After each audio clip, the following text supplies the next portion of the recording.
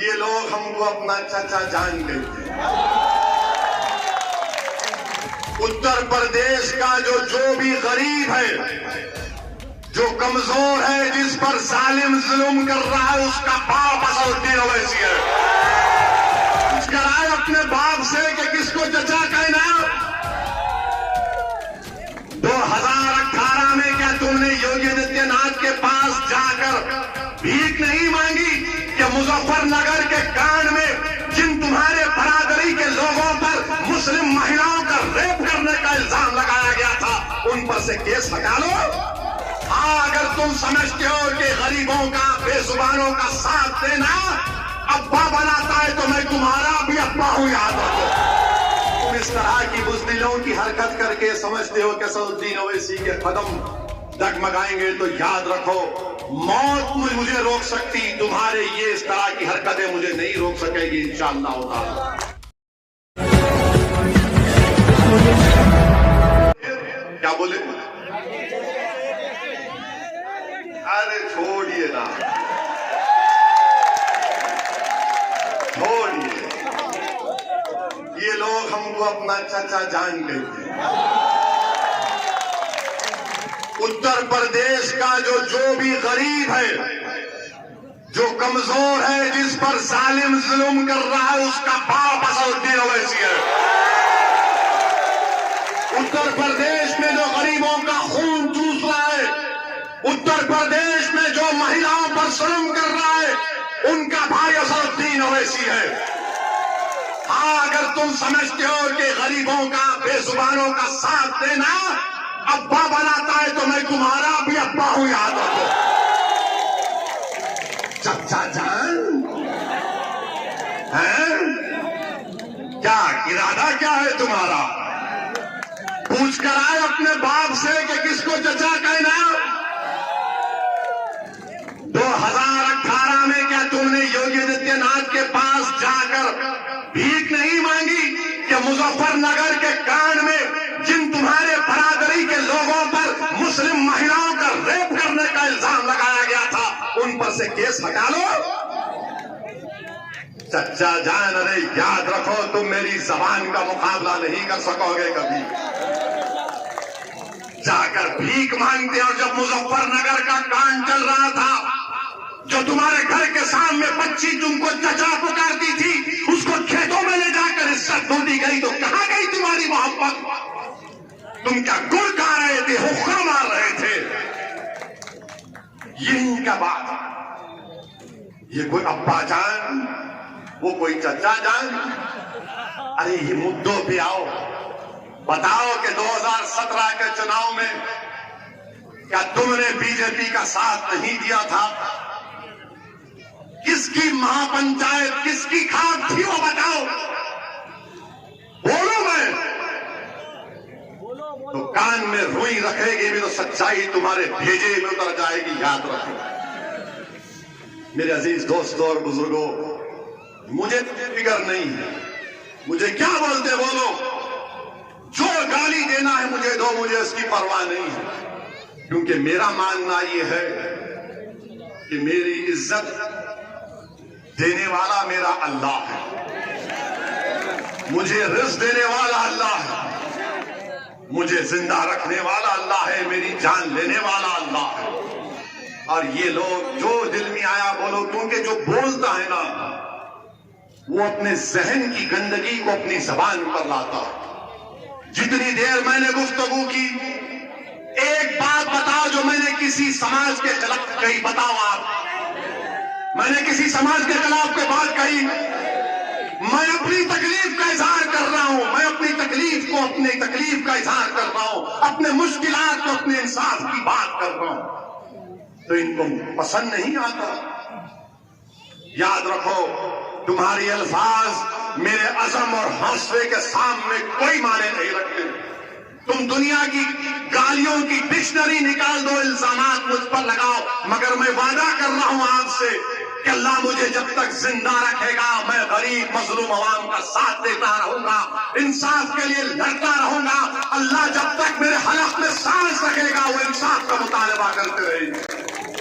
میرے عزیز دوستوں اور بزرگوں، اور پھر ہم جب یہاں آ رہے تھے تو کسی نے چٹھی دی، میں نے بلکہ چٹھی بھی دی اور فون پر یہ کہا کہ کل دلی میں آپ کے گھر پر حملہ ہوا، اس کے بارے میں کچھ کہیے۔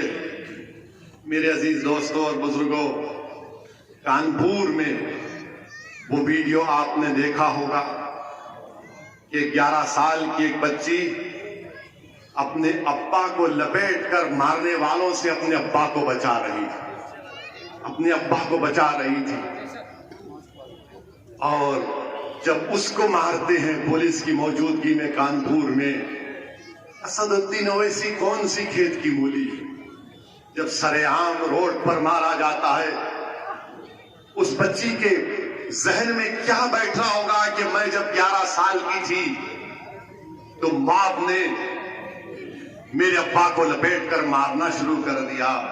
مگر میں اس بچی کو ایک پیغام دینا چاہتا ہوں کہ اس نے اپنے باپ کو جو بچانے کی کوشش کی، اس نے شہزادی جنت حضرت فاطمہ کی سنت پر عمل کیا، اس لیے کہ جب شہزادی جنت کم عمر تھی تو آپ نے دیکھا کہ ابو جہل رسول اللہ صلی اللہ علیہ وسلم کے بارے میں گستاخی کرتا ہے، تو حضرت فاطمہ نے اس کو کہا تھا کہ تو میرے ابا محمد مصطفیٰ صلی اللہ علیہ وسلم کی شان میں گستاخی کرنے کی جرت کرتا ہے۔ میں سلام کرتا ہوں اس بچی کی جرت کو اور اللہ سے دعا کرتا ہوں کہ اللہ ایسے اور بچیاں پیدا کرے جو اپنی باپ کی حفاظت کریں گے انشاءاللہ۔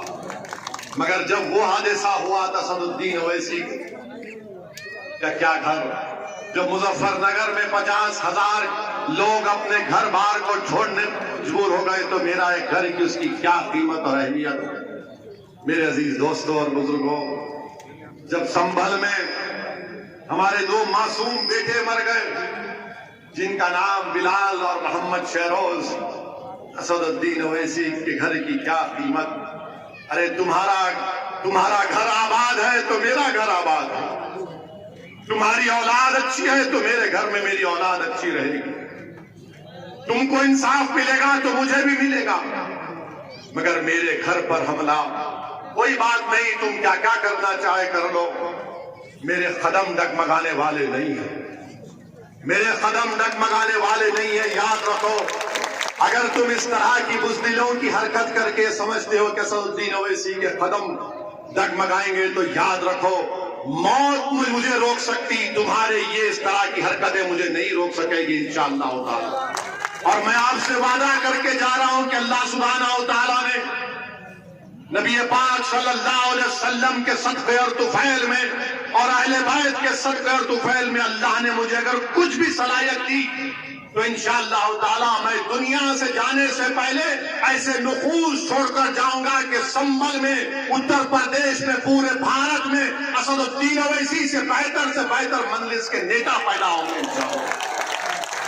تم میرے گھر پہ آ کے پتھر پھینکتے ہو تو تم میرے گھر پر پتھر یا کوڑاڑی سے میرے نام کو نہیں توڑ رہے ہو، تم بھارت کو کمزور کر رہے ہو، تم بھارت کے دشمن ہو، تم بھارت کے دشمن ہو۔ اور یاد رکھو، تمہاری یہ حرکتیں ملک کو بدنامگی دلائے گی پورے انٹرنیشنل لیول پر۔ دنیا کے کونے کونے سے مجھے فون آ رہے ہیں کہ بتاؤ آپ کے گھر پر حملہ ہو۔ میں نے کہا کہ ہاں، گھر پر حملہ ہمارے ابھی نہیں ہوا بلکہ 50 سال سے ہمارے گھروں کو نشانہ بنایا جا رہا ہے۔ کب ہمارے گھروں کی قیمت رہی، کب ہمارے گھروں کی حفاظت رہی؟ جب اللہ کے گھر کو شہید کر دیا گیا تو پھر ہمارے گھر کی کیا اہمیت بتاؤ آپ۔ میرے عزیز دوستوں اور بزرگوں، مگر ہمت اور حوصلوں کو بلند رکھو۔ رسول اللہ صلی اللہ علیہ وسلم کے راستے میں بھی کانٹے ڈالے گئے، اونٹ کی اجڑی ڈالی گئی جسم مبارک پر۔ میرے عزیز دوستوں اور بزرگوں، کچرا ڈالا جاتا تھا، مگر ہم کو کیا بتلایا گیا کہ زندگی دین اور دنیا کے مسائل کا حل مسجد اور محراب کے بعد عملی میدان میں اترنا پڑے گا۔